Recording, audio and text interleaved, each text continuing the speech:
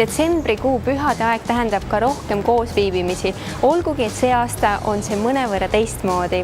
Kuidas võiks praegusel ajal ikkagi oma kodu puhtana hoida?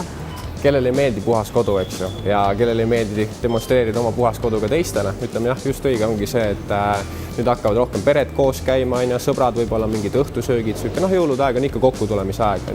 Ja siinkohal ongi vaja rohkem siis seda kodu puhtust ja miks mitte siis teha seda roboti näol, eks ju. Aga millist robotit võiks endale koju toimetama valida? Ütleme, populaarsemad tooted on siis meil hetkel võib-olla siis need keskklassi robotid, Brevekid. Et muidu selles suhtes kõige asjalikumad tegelinskid, et kõige suurema akumahuga tegelikult vuravad kõige rohkem kodus läbi. Kõige populaarsem mudel on siis meil hetkel siis see Brevek 670 XPR ja just miskipärast see kuldne on inimeste kõige lemmik, et võib-olla siis sobib, ütleme, kodupidamise selle interjööri kõige paremini kokku.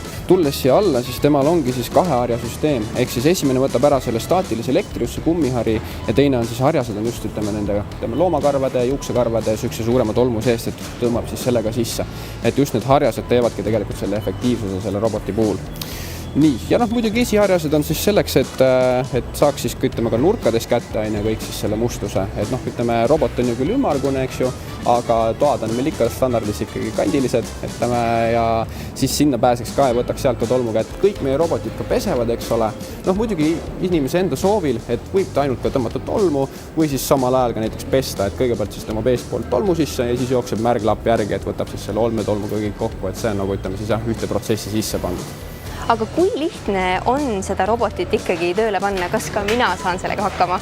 Absoluutselt igaüks saab hakkama, eks ju, et loomulikult on kõikjal komplektides kaasa kasutusjuhend, aga tegelikult asi lihtsamast lihtsam, et esialgu siis kõige esimene on siit selline väike sisselülitamisnupp, et kõigepealt siis lülitakse robot tööle, läheb siis see display käima, kuvab kõigepealt kell, aku näitu ja tegelikult siis ongi robot juba töö valmis.